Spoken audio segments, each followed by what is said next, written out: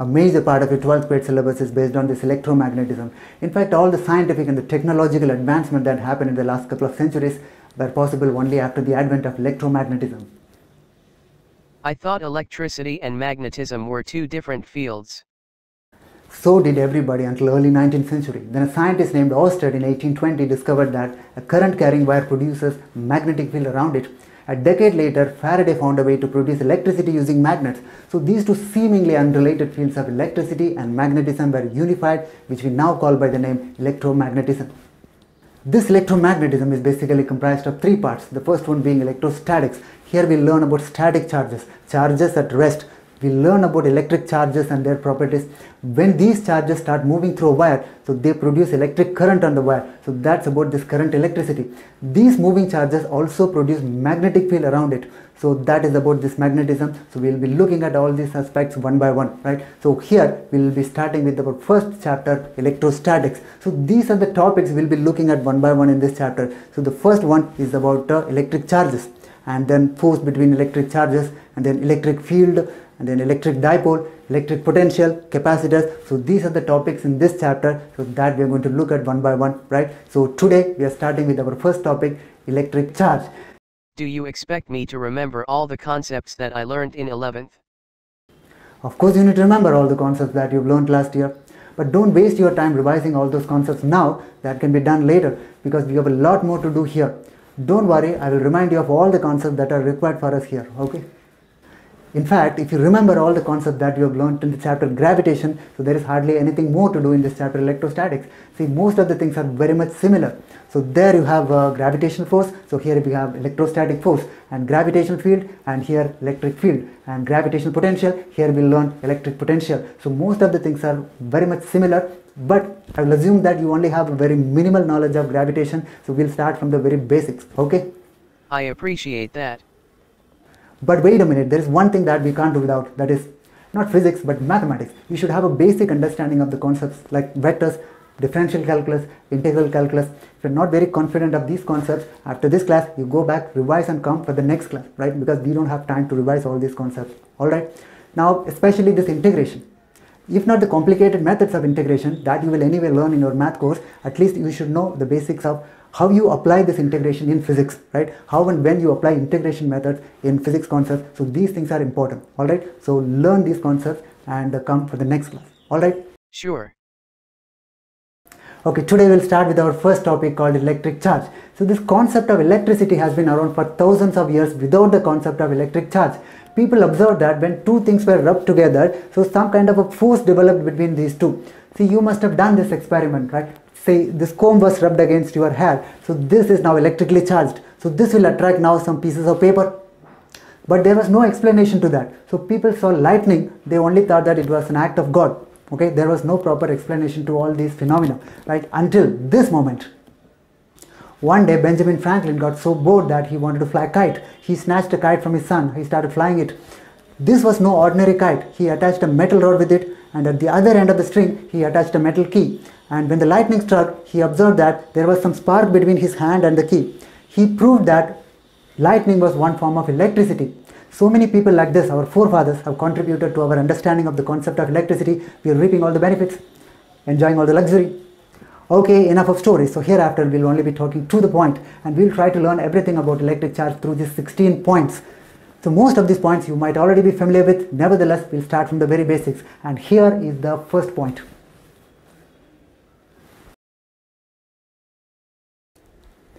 Atomic number. So what is atomic number?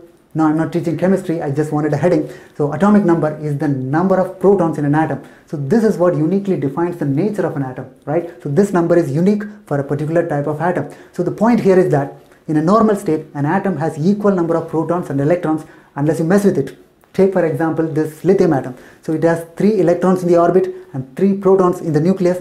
The number of neutrons doesn't pertain to our discussion, so we let them disappear. So there are 3 protons in the nucleus and 3 electrons in the orbit. So this number should always match, right? The number of electrons and number of protons should be equal for an atom in a normal state.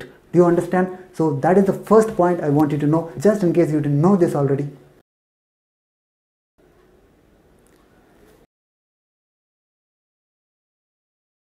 Charge is an intrinsic property of matter, just like mass. We'll define it more informally, or to keep it very simple, each proton in an atom is called a positive charge. Simple. Each electron is called a negative charge, and the neutrons are said to have zero charge. So take for example this atom, so it has 3 protons, that means 3 positive charges, and 3 electrons, that means 3 negative charges. So 3 positive charges and 3 negative charges, they cancel each other, so the net charge of an atom is 0. So just remember this point, each proton is called a positive charge, each electron is a negative charge, and neutrons have no charge at all, and the total charge of an atom in a normal state is 0. Okay? What's so negative about the electrons? I have no clue as to why a proton should be called a positive charge and an electron a negative charge. Why not the other way around? Maybe you should ask this guy Benjamin Franklin, who is responsible for the sign convention.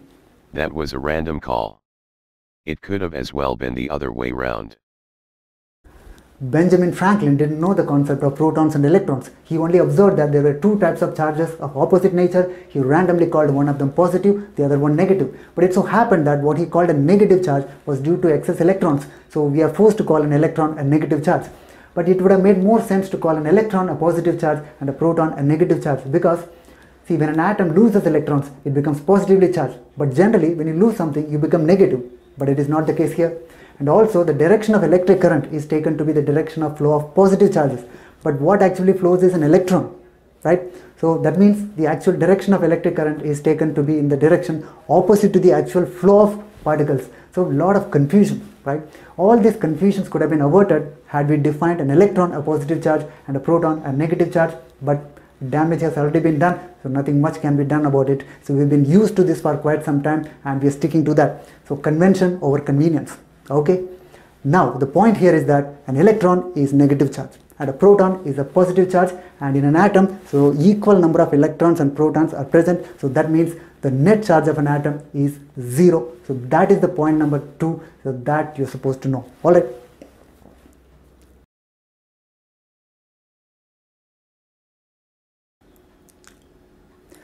So as we know, an atom has equal number of protons and electrons. Now instead of Bohr's model, I will take an atom to be of this shape, right, for convenience. So they are lined up like this. So there are 5 protons and 5 electrons in this atom. So neutrons are not required for us because they don't contribute to the charges. So there are 5 protons and 5 electrons. Now, so charge neutral, right, because the total charge of this atom is 0 because there are 5 protons and 5 neutrons, so the charges cancel each other. So total charge is 0. Now we will create some imbalance here. Now 2 electrons are removed from this atom. Now only 3 electrons. These 3 electrons will cancel the effect of 3 protons. Now still 2 protons are left. So this is positively charged now because protons have positive charge. So this atom is now positively charged. Do you understand? So if you remove electrons from an atom, so it gets positively charged. But instead, if you add electrons, so if electrons are added, it becomes more negative than positive. That means it is a negatively charged atom. A negatively charged or positively charged atom is called an ion, right? So ion is a charged atom. Do you understand? So an atom gets negatively charged or positively charged depending upon the addition or removal of electrons. Okay? Can't we charge an atom by removing protons from the atom? Is it even possible to remove a proton from the nucleus of an atom? No. It is the number of protons that gives the atom the character. See, for example, you take a gold atom. So if you remove one proton from the gold atom, it will turn into a platinum atom. Do you think it is practically possible? Moreover, do you know what a strong nuclear force is? So that is the force responsible for keeping all the nucleus particles together. These protons are not flying away only because of the strong nuclear force, and that is the strongest force available in nature. Do you understand? If you can come up with a force which is stronger than the strongest force in the universe, maybe you can remove a proton from the nucleus. But until that time, we will only consider the movement of electrons to be responsible for charging an atom. Do you understand? So if you remove an electron from an atom, so that gets positively charged, and if you add electrons to the atom, that gets negatively charged. So that's it. Okay?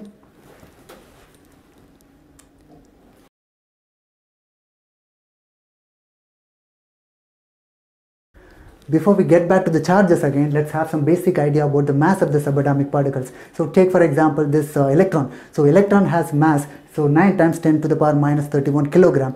If you compare that with the mass of the proton, which is approximately 1.67 times 10 to the power minus 27 kilogram, So if you compare these two values, so this value, the mass of the proton, is about 1000 times more than the mass of an electron, right? So that means this is so tiny compared to the proton. And if you compare that value with the mass of a neutron, so these values are very close. So that is also 1.67 times 10 to the power minus 27 kilogram.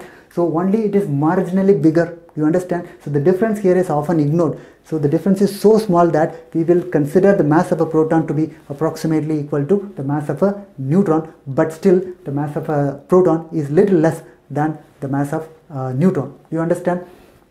Do I have to remember these values?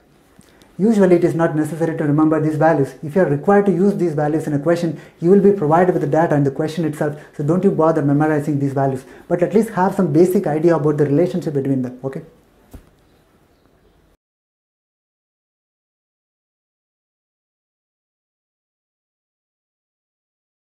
When an atom or an object is charged, does it make any changes in the mass of the object? See, when an atom is negatively charged, what does it mean? It has gained electrons from somewhere, right? It has gained electrons. Obviously, the mass of the object will increase, right? It has gained electrons, so the mass of the object will increase. So when an atom is negatively charged, so the mass increases. On the other hand, if an atom is positively charged, what does it mean? It has lost some electrons, so the mass of the object will decrease. So that's kind of obvious, right? If an atom is negatively charged, the mass of the object increases. If it is positively charged, so mass of the object decreases. Okay.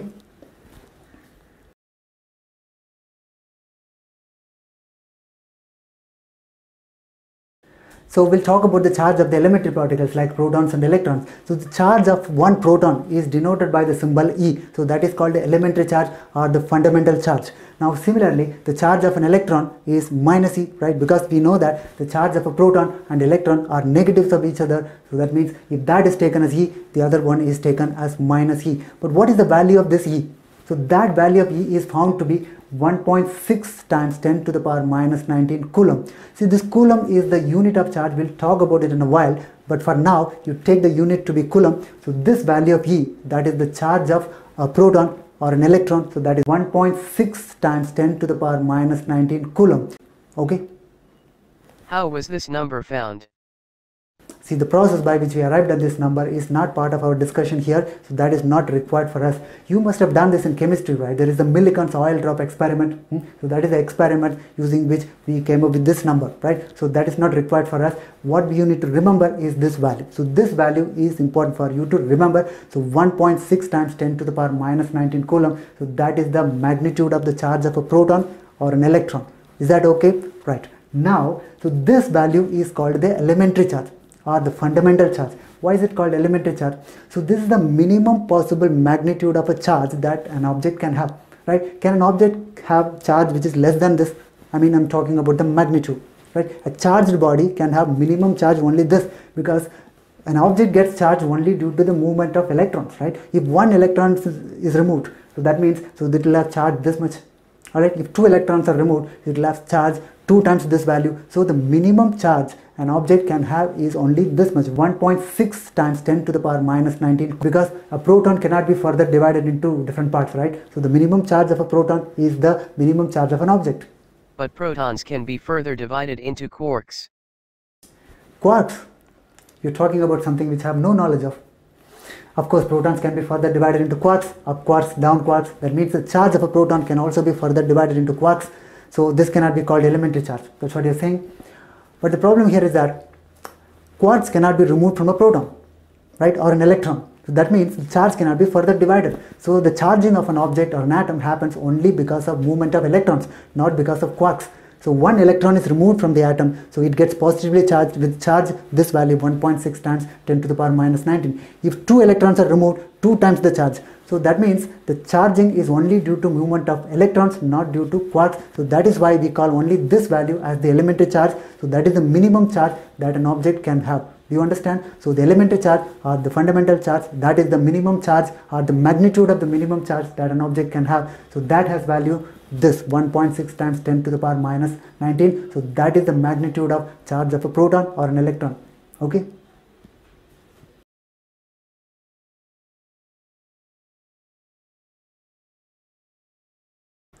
Like I mentioned already, the unit of charge is coulomb, named after the scientist who studied the force between two charged particles. But is it one of the 7 fundamental units? Now the unit of charge coulomb is not taken to be one of the fundamental units. See, this electric current and charge are related by this relation. So electric current equals charge per unit time.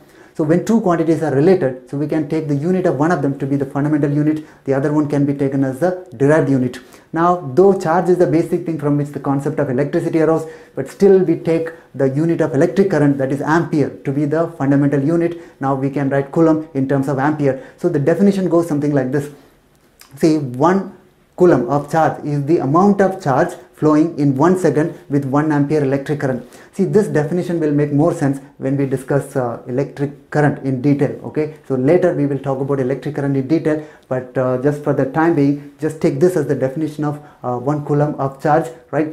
But 1 coulomb is a very big unit of charge. Usually you don't come across objects having charge 1 coulomb. So in practical situations, the charges are given in terms of microcoulomb or units which are smaller than that. So these are some of the things that you have to know about the unit of charge coulomb.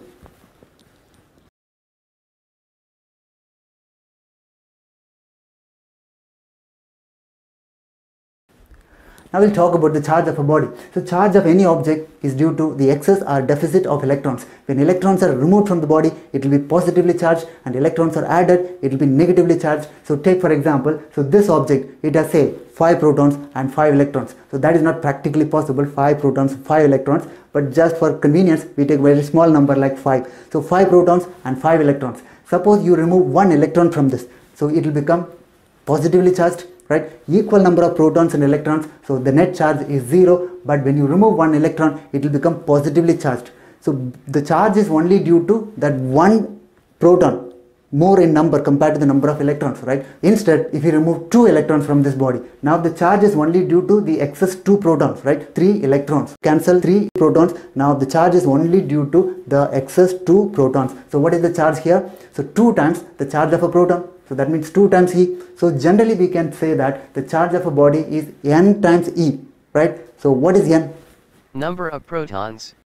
N is not the number of protons or electrons. N is the difference between the number of protons and electrons. So here 5 minus 3, 2. So 2 times E is the charge of the body. If they have equal number of protons and electrons, so the net charge is 0. So only the difference is what we require here. So the difference between the number of protons and electrons, so that is N. So N times E. But instead, if you have electrons more in number, right? Suppose we have 5 protons and 8 electrons, right? Something like this. So 5 protons, 8 electrons. So what is charge of this body? Now this is negatively charged. Do you understand? So electrons are greater in number, so that means it is a negatively charged body. So what will be the charge of this object? Tell me. Now, so these 5 protons cancel 5 electrons. Now the charge is only due to the 3 electrons, right? So 3 multiplied by the charge of an electron. So what is it? So 3 multiplied by charge of an electron, so 3 negative 3e, so that is the total charge of the body. So the charge of any object is an integer multiplied by the elementary charge, n times e, so that is the total charge of an object. So where n is the difference between the number of protons and electrons. Do you understand? So that difference is what we need, not the actual number. So the difference between number of protons and electrons, n, multiplied by the elementary charge. Suppose it is negatively charged, so minus e, or positively charged, so plus e. So the charge will be negative or positive depending upon the object is positively charged or negatively charged. Okay.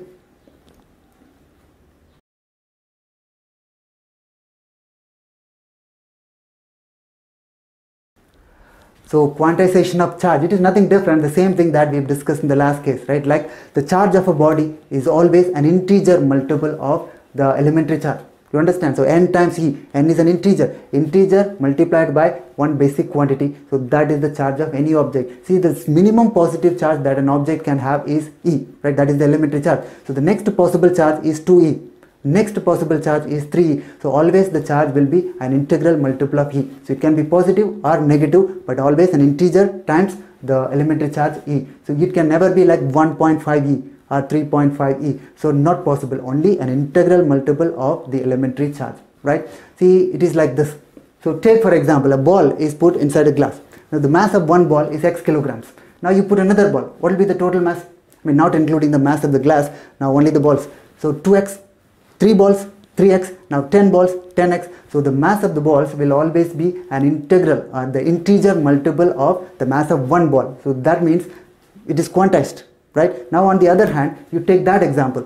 So you pour some water, right? The mass of this water is say x kilograms. Now you pour some more water. What will be the mass?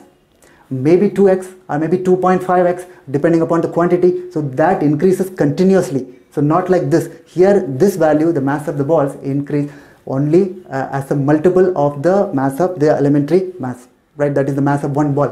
So here it is quantized, so there it is not quantized. So like this, the charge is also quantized always. So the charge of any object will always be an integral multiple of the elementary charge. So this is what we call by the name quantization. Charge is quantized. So charge will always be an integral multiple of the elementary charge. So that is n times E. Okay. Suppose you want to find the total charge of a system having many charges, you simply have to find the algebraic sum of all the charges present in that system. So take for example, so this system has three charges, Q, 4Q and minus 2Q. You want to find the total charge of the system. So you simply have to add these values. So Q plus 4Q minus 2Q. So this total is 3Q and that is the charge of the system. So to find the charge of a system containing many charges, you simply add all these charges. So that is the additivity of charges. So the charges are added just like scalars, right? Simply add the charges, you will get the total charge of the system. So that's what we call by the name additivity of charges, right?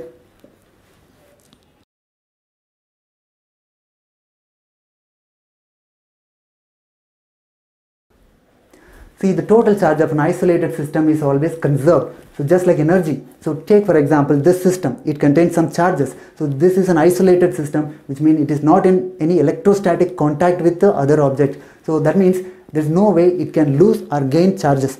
Do you understand? That means the total charge of the system will be the constant value. Do you understand? So the total charge here is Q1 plus Q2 plus Q3. But these charges Q1, Q2, Q3, they are not isolated. They are in contact with each other. So these charges are not conserved, Q1, Q2, Q3. But the total charge of the system is always conserved. See, for example, after some time, so the charges become like this, capital Q1, capital Q2 and Q3. Do you understand? Now these values are not same. The small q1 and capital Q1 need not be same, but the total charge of the system is Q1 plus Q2 plus Q3 and that will always be equal to capital Q1 plus Q2 plus Q3. Do you understand? Because the total charge of the system is conserved because the system is isolated. Do you understand? So charge of an isolated system is always constant because there is no way the charges can move away from this, right? Or it can gain charges from some other source because it is an isolated system. Is it okay? So the charge is always conserved.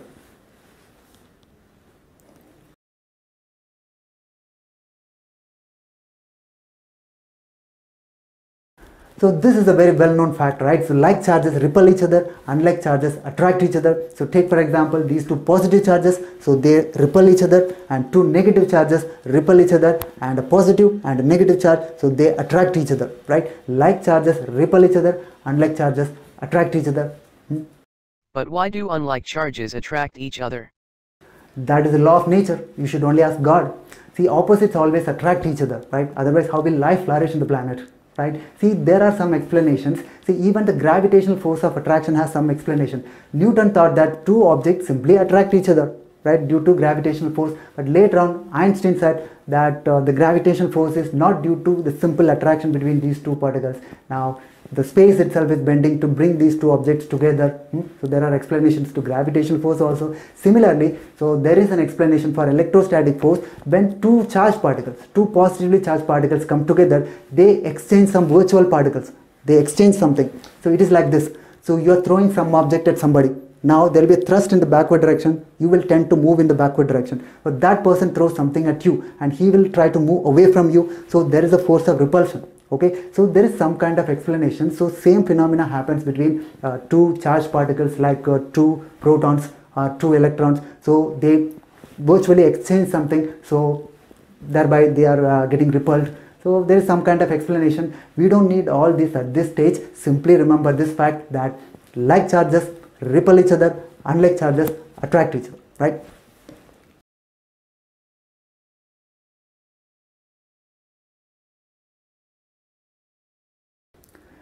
charge is non-relativistic with respect to speed. So that means as the speed of the object increases, charge does not change, charge remains the same. But that is not the case with mass. So the mass of the object increases as the speed of the object increases, right? How does mass change with speed? That means you have forgotten Einstein's famous equation which relates the mass of a moving object m and mass of the object at rest m0. So m equals m0 divided by 1 minus v squared by c squared to the power half. So v is the speed of the moving object and c is the speed of light.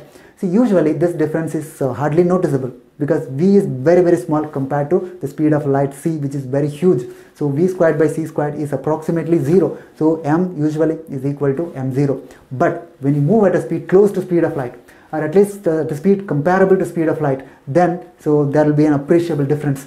So whether you move at a speed close to speed of light or you are moving slowly, there is definitely a difference. So mass of an object increases when the speed of the object increases. Do you understand? But that is not the case with the charge.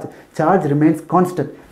Whether the charge is taking rest or it is moving around, the value of charge does not change. It remains constant. But mass changes with respect to speed. Do you understand? So charge is non-relativistic with respect to speed. So charge does not change with respect to speed, but mass increases when the speed increases. Okay, so that is one difference between mass of an object and the charge of the object, right?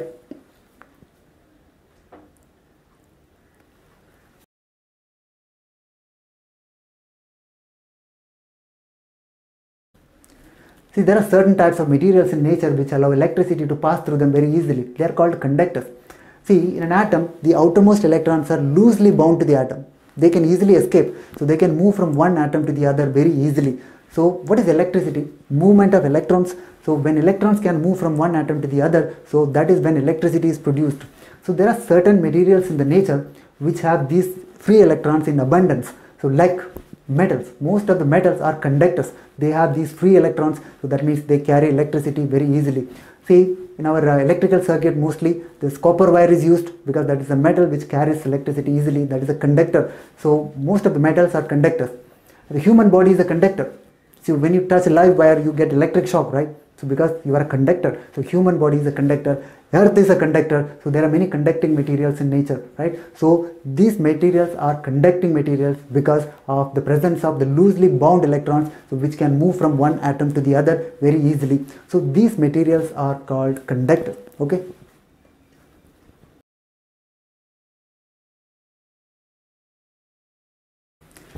Similar to conductors, we have insulators or non-conductors. These materials do not allow electricity to pass through them easily. See, here the electrons are tightly bound to the atoms. These electrons are in so much love with the atom that they don't want to part away. So there are certain materials in nature like this. So these materials are called conductors. See, most of the non-metals like rubber, plastic, glass, all these are non-conductors. See, a live copper wire is covered by a plastic material, right? Plastic is a non-conductor. Otherwise, touching it, you may get electrocuted, right? To prevent it from happening, so we use insulators, right? So insulators do not conduct electricity. So there are two types of materials like this, so insulators and conductors. There is a third category of material called semiconductors, but we will not be talking about that until later in our course. So now we will mainly concentrating on conductors and insulators, right?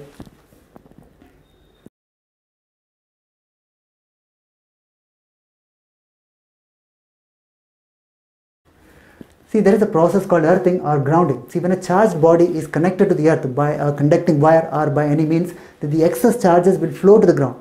See, for example, so this object is negatively charged, so it has excess electrons. So when this object is connected to the earth, the excess electrons will flow to the ground and thereby this body gets neutralized. Alright? What if it is positively charged? If the object is positively charged, instead of charges flowing from the object to the earth, negative charges will flow from the earth to the object to neutralize this object. In any case, the aim of the earth is to neutralize this body. If it is already positively charged, negative charge will be supplied by earth. Now, if the object is negatively charged, negative charges will flow from the object to the earth, so thereby neutralizing this body. You understand? This process of sharing charges between the earth and the body is called by the name earthing or grounding. Okay?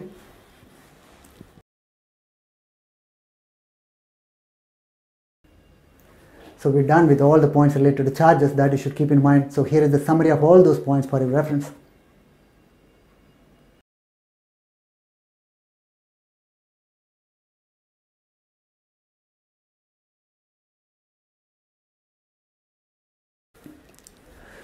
we've discussed all the properties related to electric charge, right? Like when you add electrons to an object, it gets negatively charged. If you remove electrons from an object, it gets positively charged. But how would one do that?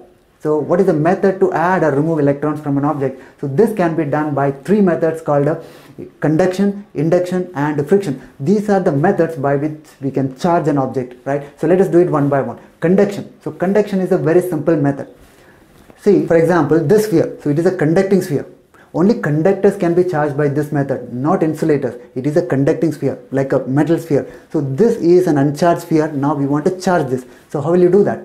See, you touch this sphere with another charged object. So some of the charges of this object will be transferred to the other object, right? So this object loses some charges and that gains the same amount of charge. So that means that sphere is charged now. You understand? This is a simple method of charging an object called conduction, right? So conduction is what? Simply you touch an uncharged object with a charged object. So the charges get transferred to the other object. So the other object gets a charge now. You understand? So this method is called conduction. So there is one more point I want you to know. For a conductor, the charges, that means the excess charges, are always distributed over the surface. Do you understand? So the charges are always present on the surface, not inside the conductor, right? So charges are distributed on the surface of a conductor. Okay? Why is it so? See, that is by mutual repulsion. See, when two electrons get closer, they'll try to repel each other, right? So this is a charge sphere. So these charges will try to repel each other, right? So they'll try to get as far away from each other as possible. So the maximum distance they can get is the diametrically opposite points, right? That is the maximum distance. So that's why the charges are always found on the surface of the conductor, because that is the maximum distance they can move.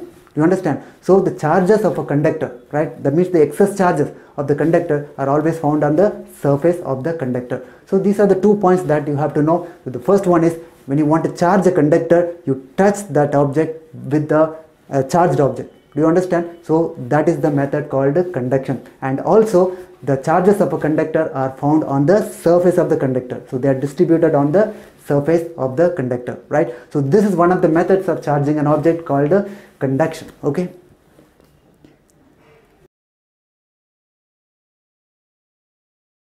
Now we want to charge an object without physical contact. See, this conduction happens only due to this physical contact. If you touch an uncharged object with a charged object, charges flow from one to the other. So due to this physical contact, if these two objects are not touching each other, so charges cannot move from one to the other, conduction does not work. So the conduction works only due to the physical contact. Now we want to charge without that touch, right? So what can be done?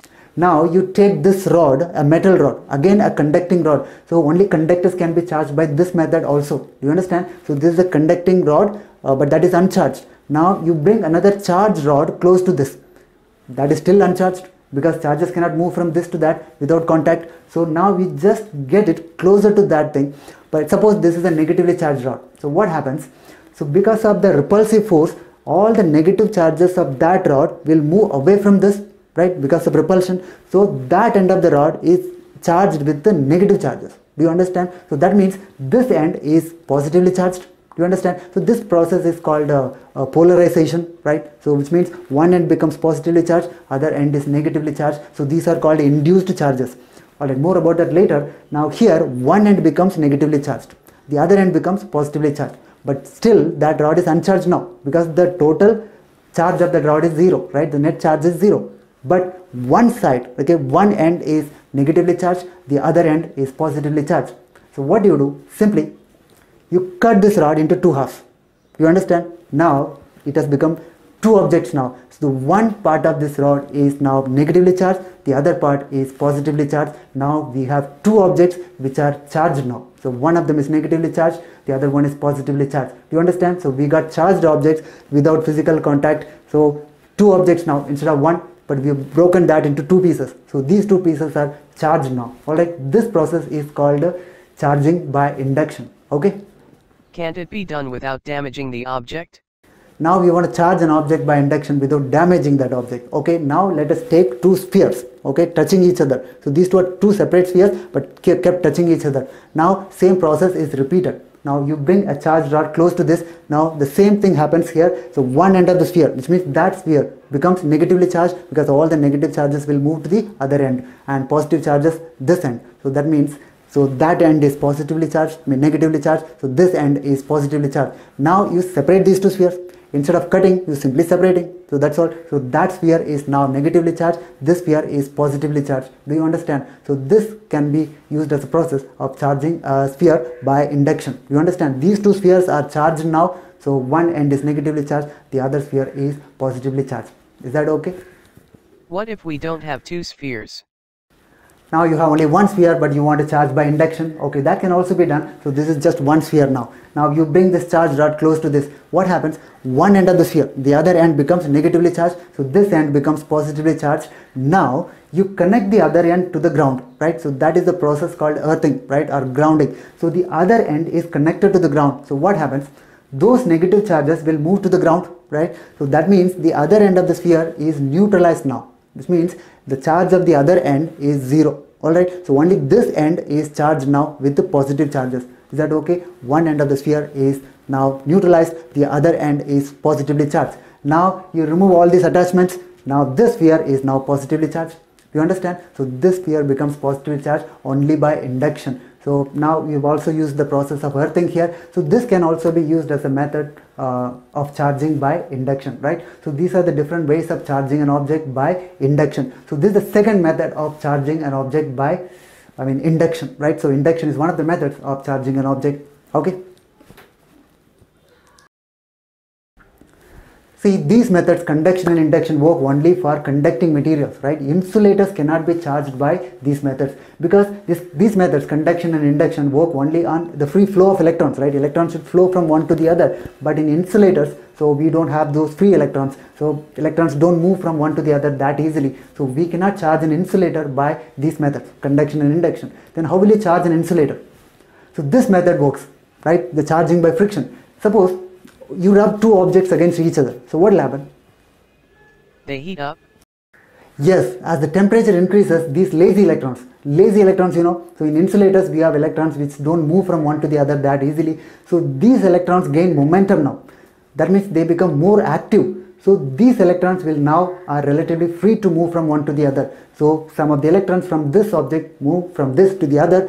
So this gets negatively charged now. This object gets positively charged, right? So these electrons which are otherwise lazy now become active due to that friction. So these electrons move from one to the other, so charging both the objects. So if one of these objects gets negatively charged, the other object gets positively charged. Okay. Now, which of these objects gets negatively charged, which one gets positively charged? That depends on many factors like electron affinity. Some of the elements in nature, they have the tendency to lose electrons easily. Some of the objects have the tendency to gain electrons. So it depends on material to material. So take for example, a glass rod rubbed against silk gets positively charged, right? And silk gets negatively charged. So that can be analyzed on a case-to-case basis. So we can generalize it. Some object becomes negatively charged, some of the object becomes positively charged. So this is the method called charging by friction, and this works between non-conducting materials. Okay. Why can't conductors be charged by friction? See, generally conductors cannot be charged by friction. See, when you rub two conductors, so here also some of the electrons will try to move from one to the other. But before you separate them, they'll redistribute themselves to the original positions because these electrons are very agile, right? They'll get back to their original position so fast. So charging does not happen. You understand? So generally charging by friction does not work between conductors. You understand? In some rare cases, if one of them is conductor, the other one is insulator, maybe sometimes it might work, but in most of the cases, conductors cannot be charged by friction. Only insulators are charged by friction. You understand?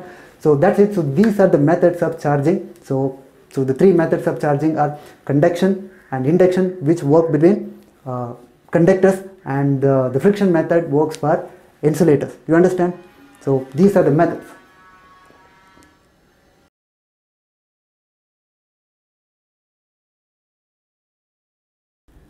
This gold leaf electroscope is a device to check whether an object is charged or not. It is a very simple setup. See, just a conducting rod, a rod made of some metal. So that is kept inside a glass case. Now at one end of the rod we attach two gold leaves, small strips made of gold. Now we need to check whether an object is charged or not. The other end of the rod is touched by a charged object. Then some of the charges will be transferred to the rod and hence to the gold leaves. As a result, these two leaves will try to move away from each other, right? Because of the repulsion. these two leaves are charged by the charges of same nature, so they'll try to repel each other. So if they diverge, we understand that so that object is charged. If no change happens, so that means that one is not charged. It is simple setup just to check whether an object is charged or not. Okay. But in the process some charges are lost by the object. Okay, now we can use the induction method to check whether the object is charged or not without actually touching it. Now you get this object closer to the other end, not actually touching it. Now by repulsion, mutual repulsion, the charges will flow to the other end. Suppose this rod is negatively charged. So all the negative charges will flow to the other end. Again these strips will diverge, right? So because of the induction, right? So here we have not lost any charge of the object given. So that is also one of the methods of checking whether the object is charged or not without actually losing the charges. Is that okay? But why gold strips? To make the experiment expensive. See, gold is a malleable ductile method. It can easily be made into small strips like this. So any other metal can also be used if it can produce a similar effect, right? So an aluminum foil can also be used. It can work just as well, right? So this is gold leaf electroscope or just electroscope if you use some other material, right? So that is the method, one of the methods of checking whether an object is charged or not. So here we are done with our discussion on electric charge. There are not many numerical questions based on these concepts. So we'll take one or two examples.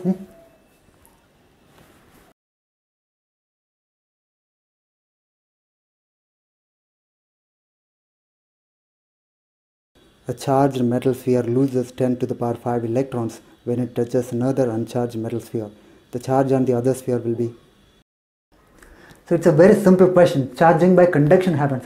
One charged sphere comes in contact with another uncharged sphere. So some of the charges get transferred to the other, right? Some electrons are transferred. We need to find the total charge of the other sphere. So let us find the charge. So what is the formula for charge? So we have charge equals N times E, right? So N is the number of electrons gained or lost and E is the elementary charge, okay? So it is given that the value of N is, so 10 to the power 5. So this is the number of electrons gained by the other object. So that is the value of N. So what is N?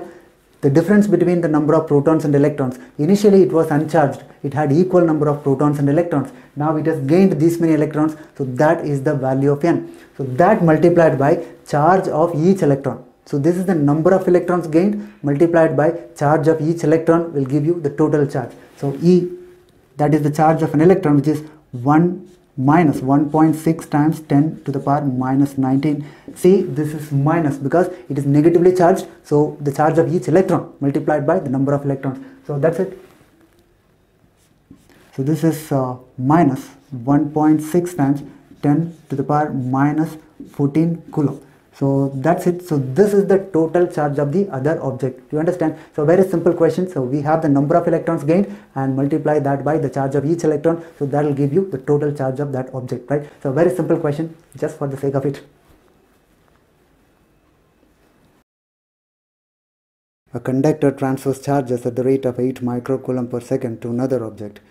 The number of electrons transferred in 1 minute is. So when two conducting materials come in contact and one of them is charged, the charges are transferred from one to the other, right? So the rate at which the charges are transferred, so that is given 8 microcoulomb per second. Now we need to find the number of electrons transferred from one to the other in a particular amount of time. So let us find it. So charge transferred in 1 second. So that is given to be 8 microcoulomb. So what is microcoulomb? So 10 to the power minus 6 coulomb, right? So micro, 10 to the power minus 6. This is the total amount of charge transferred in 1 second. But we need to find the charge in 1 minute. So that means 60 seconds. So just multiply this by 60. So 8 times 10 to the power minus 6 multiplied by 60. So this is the total charge in 60 seconds. So that is the charge. But we need to find the number of electrons transferred. So that means, so this Q has the formula. What is the formula for Q? N times the charge of an electron.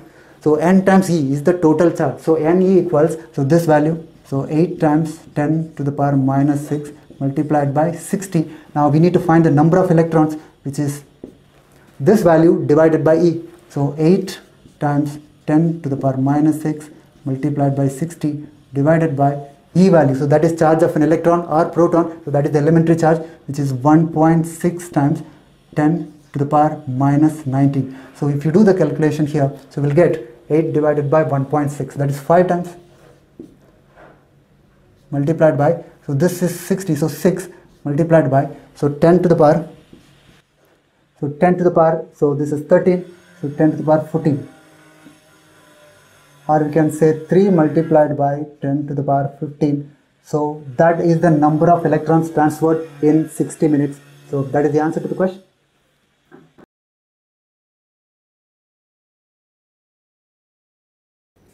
Two uncharged non-conducting objects of equal mass are rubbed against each other. One of them gets a charge of 4.8 times 10 to the power minus 15 coulomb.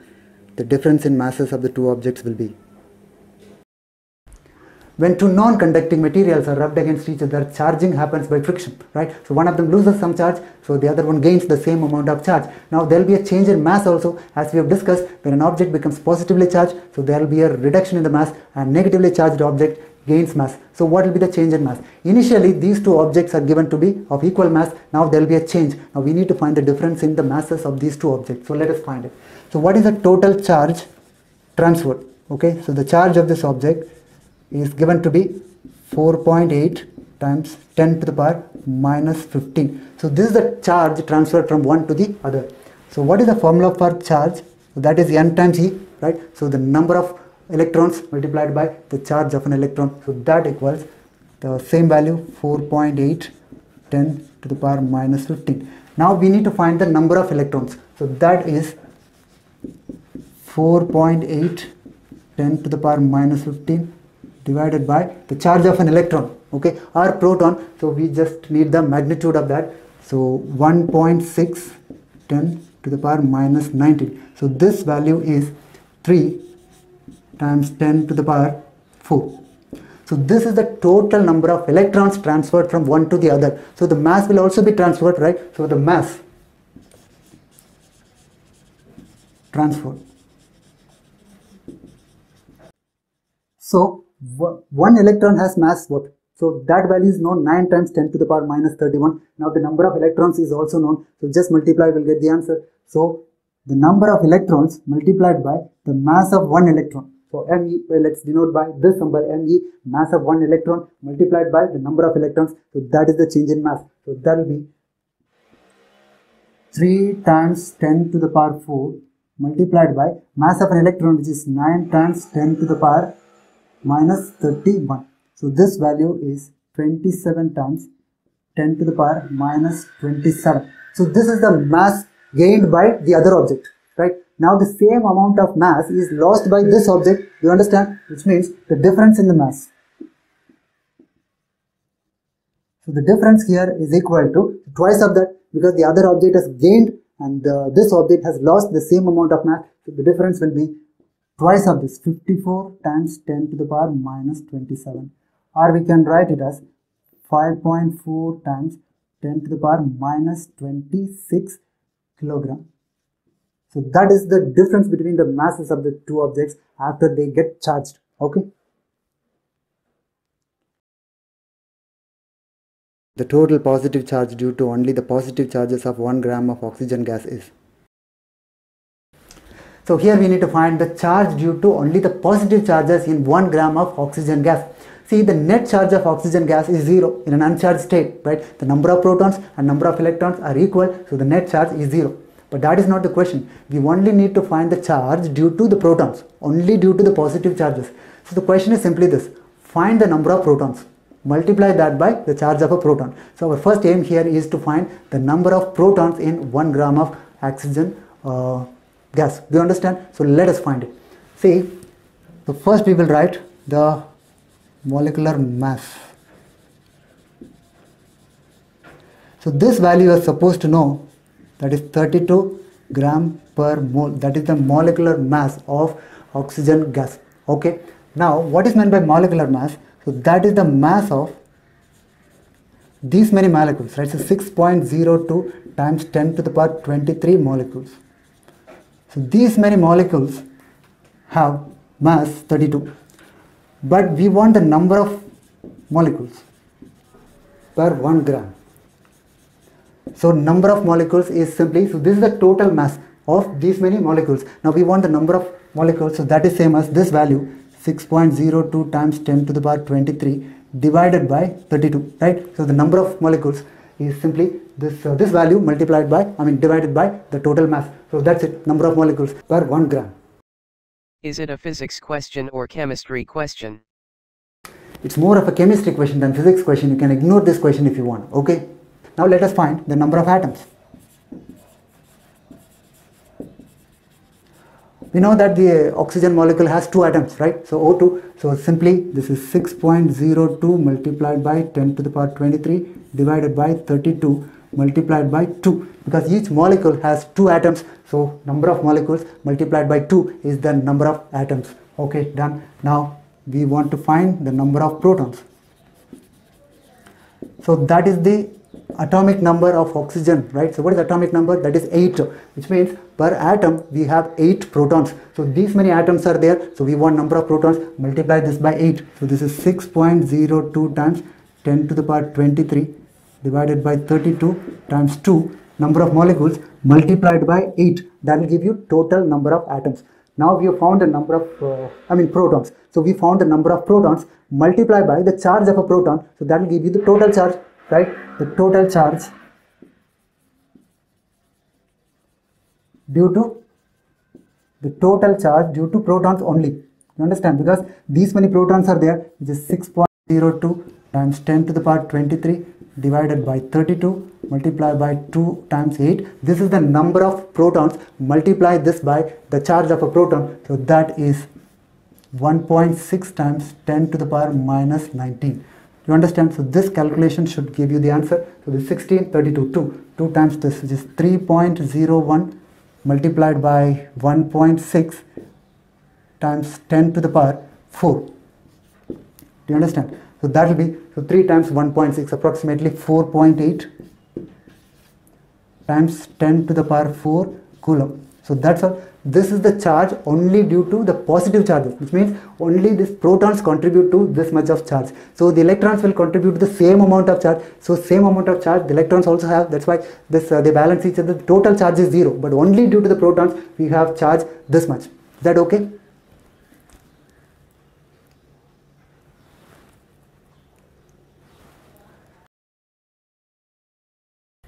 Here we have completed our first lecture on electrostatics, which is about electric charge. In the next class, we will discuss Coulomb's law, which is the force between electric charges. Bye for now.